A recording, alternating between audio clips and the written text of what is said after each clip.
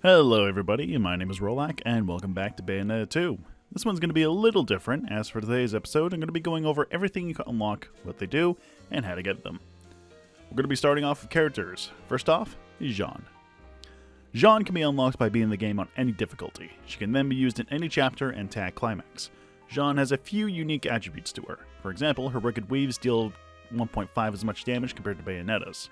However, she can only activate Witch Time by activating Bat Within, or in her case, Moth Within. To compensate for this, attacking during her Witch Time will give you a bonus 2 times multiplier instead of the usual 1.5 times Bayonetta gets. She also takes 1.5 times extra damage from enemies, so a little bit of a glass cannon. Jeanne also has her own unique combo separate from Bayonetta, so you're not going to get the same results if you try and copy what you do with Bayonetta. Most of the weapons she can equip also have a different look and name when she uses them. This is purely cosmetic and has no actual effect on the gameplay. Speaking of cosmetics, Jeanne uniquely has her Wicked Weaves covered in her own white hair. This can be seen with most of her summons. She also summons Madama Styx instead of Madama Butterfly. She can even be seen in cutscenes where she appears. Jeanne also has unique forms for her Beast Within abilities. She can transform into a lynx, owl, moths, and a centipede. Now we're moving on to Rosa, a new character that was added for this game. Rosa can be unlocked by beating the game on 3rd Climax, or Hard in the Switch release. Afterwards, like Jeanne, she can be used for any chapter and tag climax.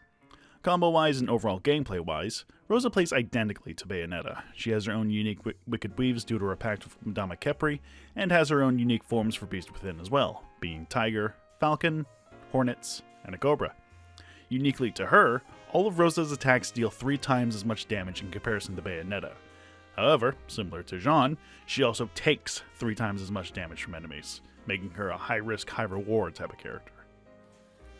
Rosa can only equip her own set of pistols, being Unforgiven. These guns are unique, as when you use Bullet Climax, holding the button after attacking, they shoot off a powerful shotgun-like bullet. Additionally, Rosa doesn't have Wicked Weaves for her Umbran Climax. Instead, she summons the Umbran Armor, and it can be used for as long as Umbran Climax usually lasts. This thing can decimate enemies in an instant, including bosses, so use it to your heart's content. You can also unlock Balder and Rodin to be played in Tag Climax itself, but we'll save that for another. Now then, we're going to go over the accessories, specifically the ones that require certain attributes to unlock. First off is the Immortal Marionette. You can unlock this accessory by beating the game on 1st Climax, or Easy. What this thing does is essentially make it easy to do advanced combos, as when you have this equipped, you'll automatically do advanced techniques simply by tapping X or A. Basically makes every fight on every difficulty easy mode. This thing has its own separate equip slot, so you can use this in conjunction with 2 other accessories. But be warned, as using this thing on hard or high will have half your combo points. But if you don't care about that, go right ahead and use it. Next up is the Eternal Testimony. To unlock this accessory, you simply have to obtain 25 Umbran Tears of Blood. These can either be collected from the crows or from bewitchments. Then you can purchase it at the shop for 500,000 halos. When you equip this thing whenever at 0 magic, 2 orbs will automatically be refilled to give you a little buffer. Nice and simple. Next we have the Bracelet of Time. To unlock this, you have to complete all chapters on 2nd Climax, aka normal, or higher, and get a gold ranking on each of them. Then you can purchase it at the shop for 200,000 halos. You need at least 4 orbs of magic to use this, and when you do, simply tap and hold L to activate Witch Time whenever you want to. Be warned though, as this will disable Witch Time from activating through dodging, and will also prevent you from using Umbran Climax. Next up we have what could be considered as the 2 best accessories in the game, being the Climax Braces. The 1st Climax Brace returns from the first game. To obtain this, you need to collect all the Umbran Tears of Blood, both crows and bewitchments. Then you can buy it at the shop for 500,000 halos. Simply equipping this thing will give you infinite magic. Simple as that. So use Umbran Climax and Torture attacks and whatever else you want to your heart's content. Should be stated though, that having this equipped will prevent any records from being recorded. So, slight downside. Now, the Climax Brace 2 can be unlocked by completing every chapter on normal or higher with at least a platinum rank. Then you can buy it at the shop for 500,000 halos. Equipping this will increase your Umbran Climax damage by 50%. This can also combine with Jeanne's and Rosa's unique damage increase passes as well, giving you crazy damage. And, thankfully, this one doesn't prevent records from being recorded, so punch away. Now for the weapons. We really only need to go over one weapon in particular because all the other weapons we've already shown off. This one, however, is the hardest to obtain. for more than one reason. As to acquire the weapon known as Rodin, you have to beat Rodin. You gotta save up a bunch of halos. 9,999,999 to be exact. Then you can purchase the platinum ticket to fight Rodin, the super boss of the game. If you can beat him, keyword if, you will be rewarded with the weapon Rodin. Depending on which combo and moves you input, Rodin will have you perform attacks with weapons dropped from angels and demons that you've encountered throughout the game. Each weapon can be used, so play around with the weapon and have some fun with it. There are no wicked weaves when you activate Umbran Climax with this weapon, instead it will simply increase its damage by 20%. Now on to costumes. Not really too much to talk about as they're mostly cosmetics, but some have unique traits to them, specifically the Nintendo themed ones. I'm gonna state this to start out. There are 4 different super mirrors you can buy for 100,000. Each have their own subsequent couture bullets that you can buy for 100,000 halos each that contain the costumes. You can use certain amiibos to unlock them outright.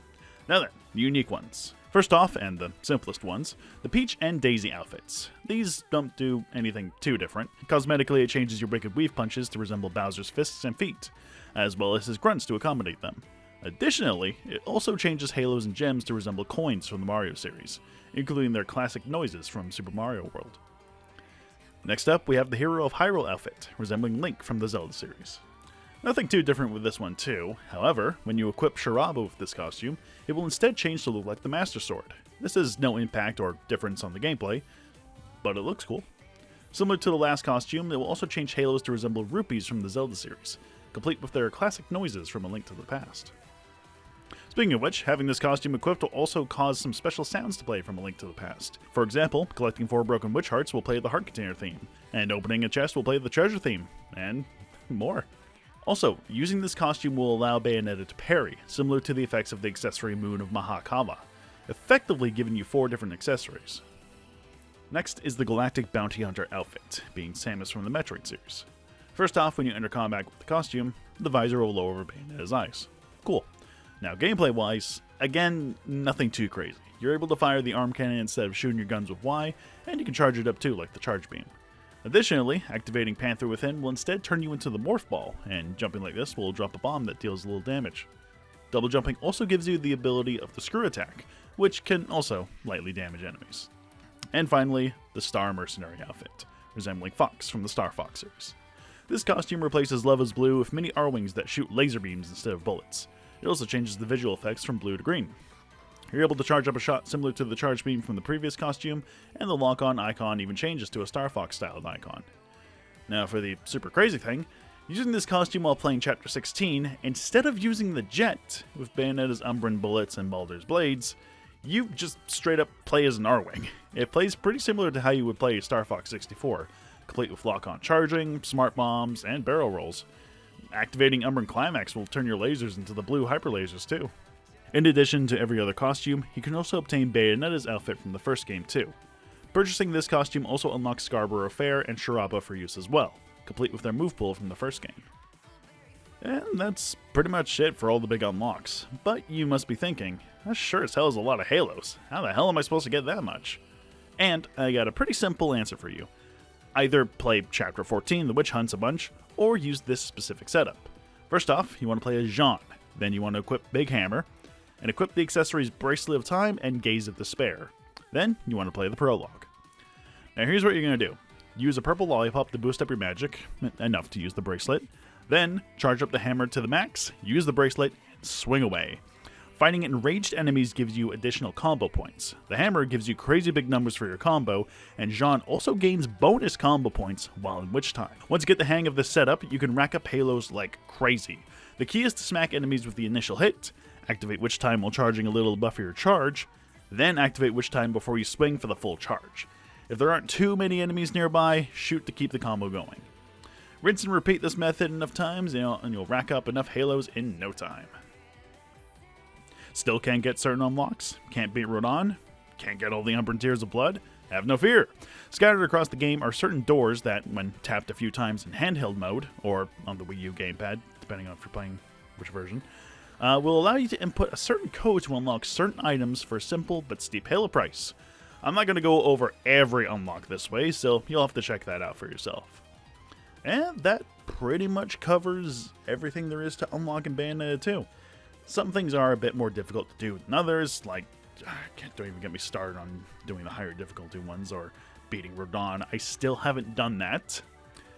I've only unlocked his weapon via the cheat codes, so sue me. Other than that, everything else is pretty much easily unlockable. You can just buy stuff with halos and just play through the game as normal. That's going to do it for this episode. Next time is probably going to be Tag Climax or maybe the Witch Trials? I don't know. We'll figure that out eventually. Whatever comes first. Thank you all for watching, and I'll see you guys next time.